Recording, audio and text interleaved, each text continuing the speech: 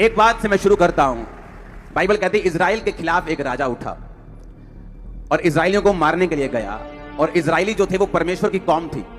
और बाइबल कहती जैसे ही इजराइल के सामने वो लड़ने के लिए गया वो हारने लग गया। और जब वो हारने लग गया उस राजा ने क्या किया, अपना बड़ा बेटा लिया और कुर्बान कर दिया अपने देवता के सामने। और बाइबल कहती है इजराइल पर बड़ा ही प्रकोप हुआ और इजराइल हारने लगा।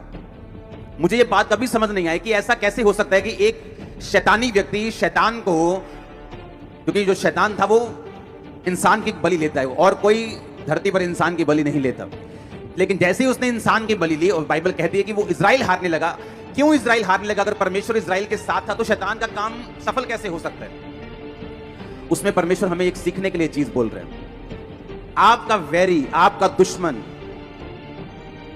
आपसे ज्यादा समर्पित अगर होकर चले, परमेश्वर के सामने उन्होंने एक भी कुर्बानी नहीं दी, लेकिन उनका जो वैरी था वो अपने बेटे की कुर्बानी दे गया। परमेश्वर इस बात से गुस्सा था इजराइल के ऊपर से कि तुम्हारे दुश्मन को कुर्बानी का बोने का अर्थ मालूम है, लेकिन जो मेरी प्रजा है इनको कुर्बानी का बोने का अर्थ मालूम नहीं अभी तक। और बाइबल कहती वो हारने लगे और बड़ी सोच में पड़ गए कि अगर परमेश्वर हमारे साथ है तो शैतान हमारे ऊपर अटैक क्यों कर सकता है, वो हमारे ऊपर कब्जा कैसे कर सकता है, वो हमारे ऊपर सफल कैसे हो सकता है। जब मैं छुटकारे की आपसे बात करता हूं तो ये बात ध्यान में रखो कि छुटकारा सिर्फ परमेश्वर के ऊपर निर्भर नहीं करता।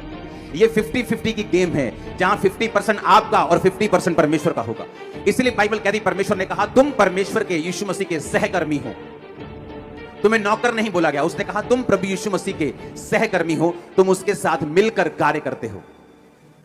जब मैं छुटकारे की बात करता हूं, चाहे वो आपके परिवार का छुटकारा हो, चाहे वो आपके फाइनेंस का छुटकारा हो, चाहे वो आपके शरीर का छुटकारा हो, चाहे वो आपकी स्पिरिचुअल लाइफ में शैतान से छुटकारा हो, ये सारे छुटकारे आप पर निर्भर नहीं करते, ना ही परमेश्वर पर निर्भर करते हैं। ये आप और परमेश्वर दोनों पर निर्भर करते हैं। कितने मेरी बात को समझ रहे हैं?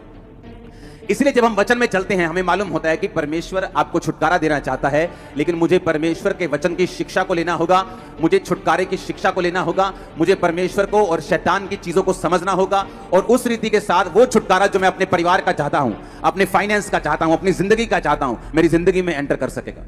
क्योंकि होता क्या है, जब विश्वासी परमेश्वर में आता है वो सारी चीजें परमेश्वर पर छोड़कर परमेश्वर की ओर देखता रहता है। और बाइबल कहती परमेश्वर ने कहा मैंने तुम्हें सांपों और बिच्छुओं को रौंदने का और शत्रु की सारी सामर्थ्य पर अधिकार दिया है, किसी भी वस्तु से तुम्हें कुछ भी हानि नहीं होगी।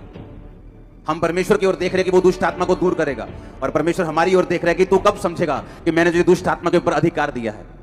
हम परमेश्वर की ओर देख रहे हैं और परमेश्वर हमारी ओर देख रहे हैं। इसलिए जब आप ये छुटकारे का वचन सुनते हैं आपको मालूम होता है कब परमेश्वर की ओर देखना है और कब अपना काम करना है।